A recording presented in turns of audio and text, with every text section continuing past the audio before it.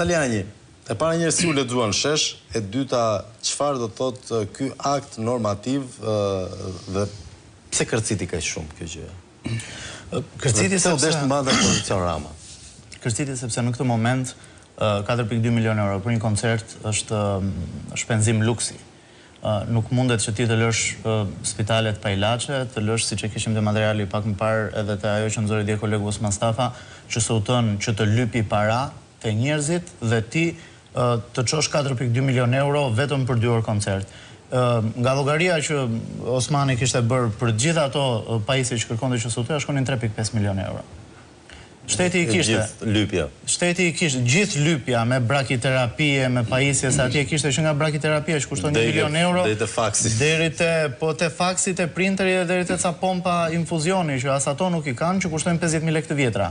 Dhe të gjitha këto kushtonin 3.5 milion euro nëse do të ishin bler. Dhe do ishin zgjidhur hallet e spitalit më të madh në vend.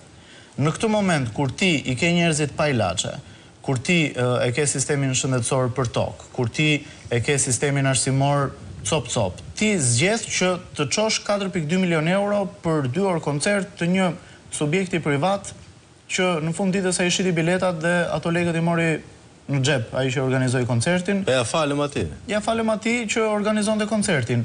Se nuk është se shteti... Koncerti ishte i dështuar para se ndërhyrje? Nuk e di, nuk kam ndjekur, nuk isha në koncert, kam parë sa video. Jo flas para momentit të shitjes të blerjes biletave nga shteti. Absolutisht, unë ditën që mora vesh që kryeministri do të çonte 4.2 milion euro, u futa te websajti i shitjes biletave dhe mësum më shumë se gjysma e stadiumit ishte bosh. Pra 2 ditë para. Ishte 2-3 ditë para ishte me jeshile gjysma e stadiumit, vetëm një pjesë e biletave ishin shitur. Kjo tregon që për sa kohë, për 3 muaj është shitur gjysma e stadiumit, 2 ditë të fundit nuk do shitet gjysma tjetër. Deri në atë moment koncerti ishte i dështuar.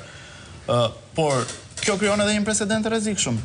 Cili? Se nëse ne do të fillojmë të financojmë koncerte private, jo koncerte të organizuara nga shteti, se është një gjë kur shteti organizon një koncert. Vit i ri, çelja sezonit turistik. Ka një festa, ku diun një gjë dhe është pa bilet, është për qytetarët që shkojnë atje dhe festojnë, dëgjojnë koncertin, dëgjojnë muzikë të mirë. Po jo një koncert që shet bileta, nuk plotson dot kostot, ka shumë shpenzime, nuk e ka llogaritur mirë, nuk ka bërë ato llogari që tha maestro. Dhe ti në moment fundit japësh 4.2 milion euro, po kushdo bën koncerte kështu. Po. Mblidhemi dhe ne bëjmë një koncert, si shesin dot biletat, i bëjmë një kërkesë qeverisë, na i jep ato lekë të biletave. Fond emergjenca. Dhe çupa puna pastaj që ti bën koncerte të tilla të mëdha kur i bën me lekë të buxhetit. Pse duhet që të ishte ky koncert? Çfarë duhet? Që të mos turpërojë Shqipëria, Flavio.